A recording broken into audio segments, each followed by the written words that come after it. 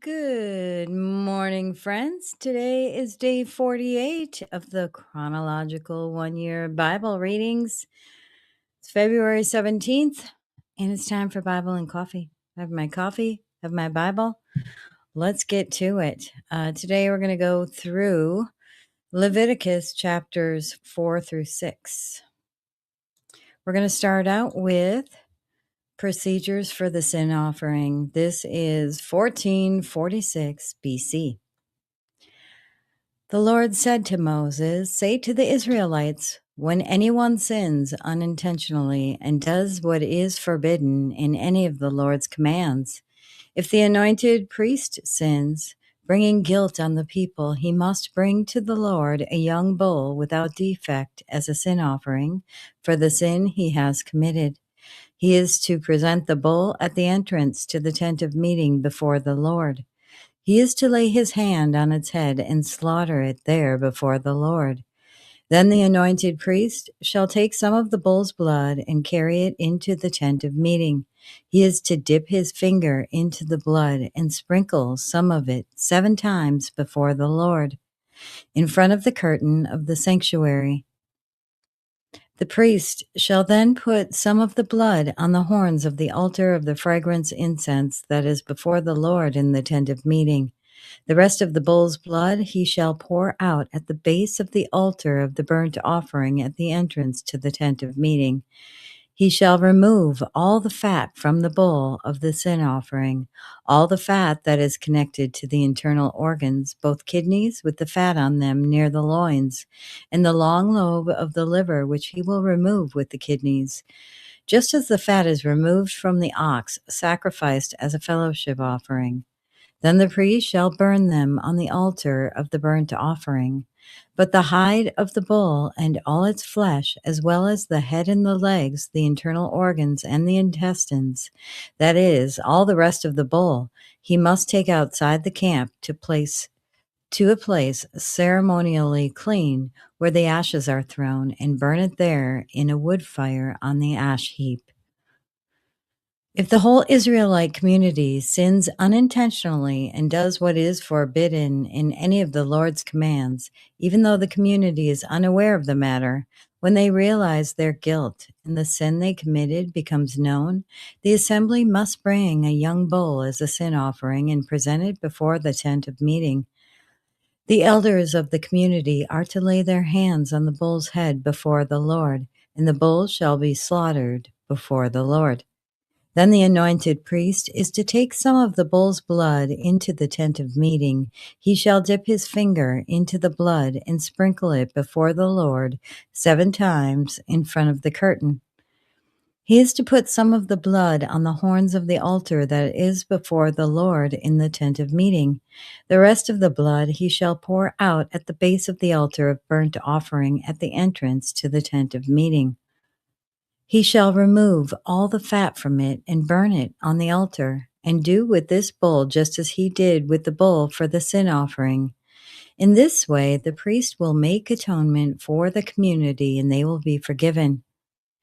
Then he shall take the bull outside the camp and burn it as he burned the first bull. This is the sin offering for the community.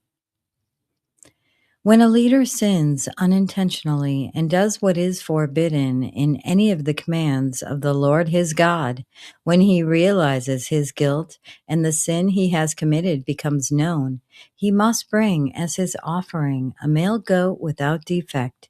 He is to lay his hand on the goat's head and slaughter it at the place where the burnt offering is slaughtered before the Lord. It is a sin offering. Then the priest shall take some of the blood of the sin offering with his finger, and put it on the horns of the altar of the burnt offering, and pour out the rest of the blood at the base of the altar. He shall burn all the fat on the altar as he burned the fat of the fellowship offering. In this way the priest will make atonement for the leader's sin, and he will be forgiven. If any member of the community sins unintentionally and does what is forbidden in any of the Lord's commands, when they realize their guilt and the sin they have committed becomes known, they must bring as their offering for the sin they committed a female goat without defect. They are to lay their hand on the head of the sin offering and slaughter it at the place of the burnt offering. Then the priest is to take some of the blood with his finger and put it on the horns of the altar of the burnt offering, and pour out the rest of the blood at the base of the altar. They shall remove all the fat, just as the fat is removed from the fellowship offering, and the priest shall burn it on the altar as an aroma pleasing to the Lord. In this way, the priest will make atonement for them, and they will be forgiven. If someone brings a lamb as their sin offering, they are to bring a female without defect. They are to lay their hand on its head and slaughter it for a sin offering at the place where the burnt offering is slaughtered. Then the priest shall take some of the blood of the sin offering with his finger and put it on the horns of the altar of burnt offering, and pour out the rest of the blood at the base of the altar. They shall remove all the fat, just as the fat is removed from the lamb of the fellowship offering, and the priest shall burn it on the altar on top of the food offerings presented to the Lord. In this way, the priest will make atonement for them for their sin they have committed, and they will be forgiven. Now we'll move on to sins requiring a sin offering.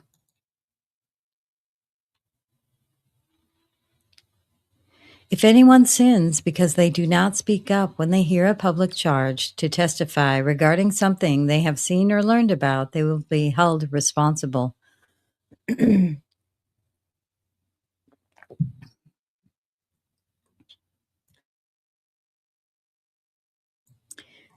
If anyone becomes aware that they are guilty, if they unwittingly touch anything ceremonially unclean, whether the carcass of an unclean animal, wild or domestic, or any unclean creature that moves along the ground, and they are unaware that they have become unclean, but then they come to realize their guilt, or if they touch human uncleanness, anything that would make them unclean, even though they are unaware of it, but then they learn of it and realize their guilt. Or if anyone thoughtlessly takes an oath to do anything, whether good or evil, in any matter one might carelessly swear about, even though they are unaware of it, but then they learn of it and realize their guilt.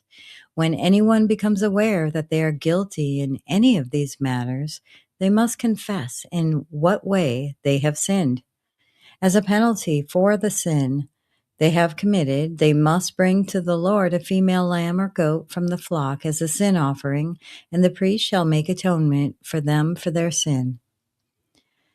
Anyone who cannot afford a lamb is to bring 2 doves or 2 young pigeons to the Lord as a penalty for their sin, one for a sin offering and the other for a burnt offering.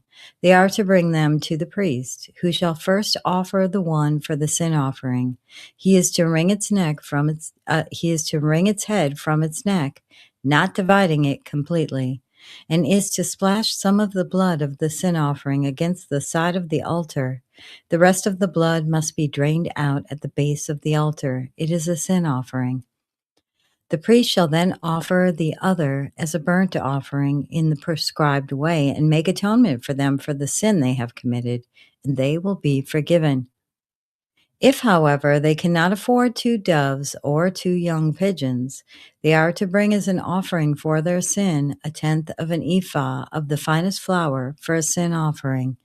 They must not put olive oil or incense on it, because it is a sin offering.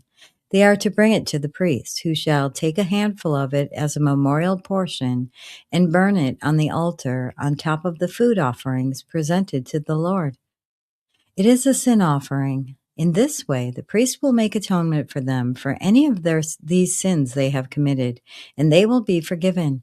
The rest of the offering will belong to the priest, as in the case of the grain offering.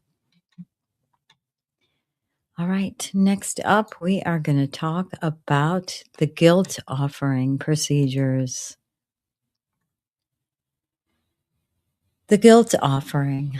The Lord said to Moses, "When anyone is unfaithful to the Lord by sinning unintentionally, In regard to any of the Lord's holy things, they are to bring to the Lord as a penalty a ram from the flock, one without defect of the proper value in silver, according to the sanctuary shekel. It is a guilt offering. They must make restitution for what they have failed to do in regard to the holy things. Pay an additional penalty of a fifth of its value and give it all to the priest. The priest will make atonement for them with the ram as a guilt offering, and they will be forgiven. If anyone sins and does what is forbidden in any of the Lord's commands, even though they do not know it, they are guilty and will be held responsible.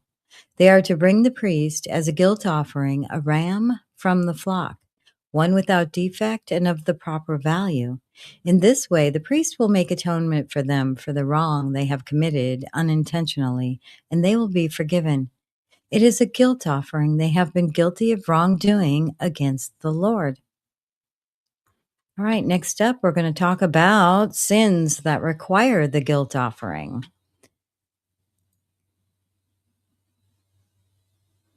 The Lord said to Moses, "If anyone sins and is unfaithful to the Lord by deceiving a neighbor about something entrusted to them or left in their care, or about something stolen, or if they cheat their neighbor, or if they find lost property and lie about it, or if they swear falsely about any such sin that people may commit, when they sin in any of these ways and realize their guilt, they must return what they have stolen or taken by extortion, or was entrusted to them, or the lost property they found, or whatever it was they swore falsely about.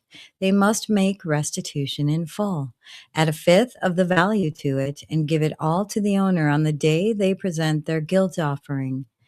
And as a penalty, they must bring to the priest, that is to the Lord, their guilt offering, a ram, a ram from the flock, one without defect and of the proper value. In this way, the priest will make atonement for them before the Lord, and they will be forgiven for any of these things that they did that made them guilty. And if you are hearing any crazy noises,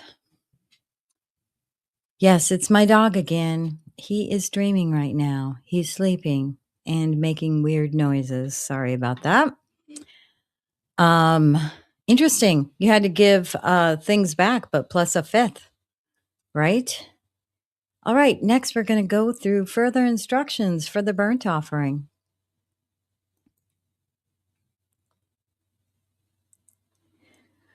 The Lord said to Moses, "Give Aaron and his sons this command. These are the regulations for the burnt offering. The burnt offering is to remain on the altar hearth throughout the night till morning, and the fire must be kept burning on the altar.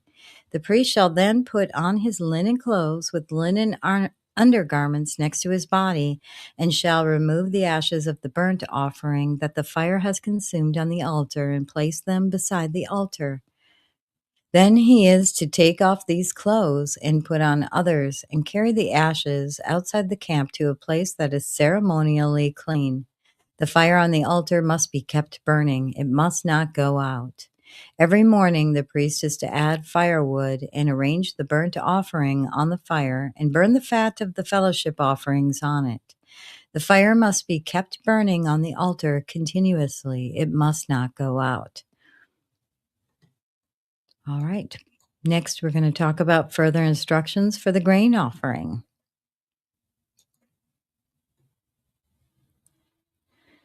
These are the regulations for the grain offering. Aaron's sons are to bring it before the Lord in front of the altar. The priest is to take a handful of the finest flour and some olive oil, together with all the incense on the grain offering, and burn the memorial portion on the altar as an aroma pleasing to the Lord. Aaron and his sons shall eat the rest of it, but it is to be eaten without yeast in the sanctuary area. They are to eat it in the courtyard of the tent of meeting. It must not be baked with yeast. I have given it as their share of the food offerings presented to me. Like the sin offering and the guilt offering, it is most holy. Any male descendant of Aaron may eat it for all generations to come. It is his perpetual share of the food offerings presented to the Lord. Whatever touches them will become holy. All right, next we're going to talk about procedures for the ordination offering.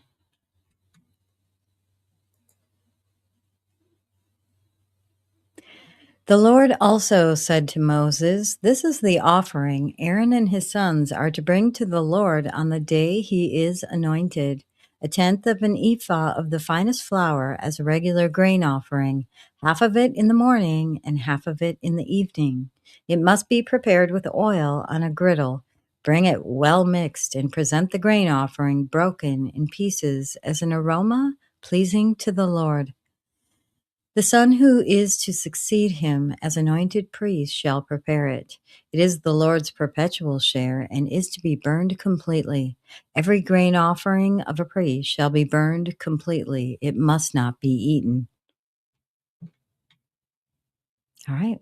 Our last segment will be further instructions for the sin offering.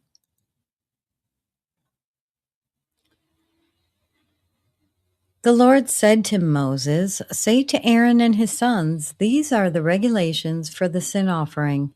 The sin offering is to be slaughtered before the Lord in the place the burnt offering is slaughtered. It is most holy. The priest who offers it shall eat it. It is to be eaten in the sanctuary area in the courtyard of the tent of meeting. Whatever touches any of the flesh will become holy, and if any of the blood is spattered on a garment, you must wash it in the sanctuary area. The clay pot the meat is cooked in must be broken, but if it is cooked in a bronze pot, the pot is to be scoured and rinsed with water. Any male in a priest's family may eat it. It is most holy. But any sin offering whose blood is brought into the tent of meeting to make atonement in the holy place must not be eaten. It must be burned up." And that concludes today's reading for day 48. And lots of rules around the way to get your sins forgiven back in the Old Testament days. Kind of interesting. A lot of parallels to what Christ provided for us with his blood. But thank you so much for joining. Please give it a like, the video, or a thumbs up, depending on which platform you're on. It will help bring the videos out to more people. And I will see you tomorrow for day 49. Have a blessed day. Thanks. Bye.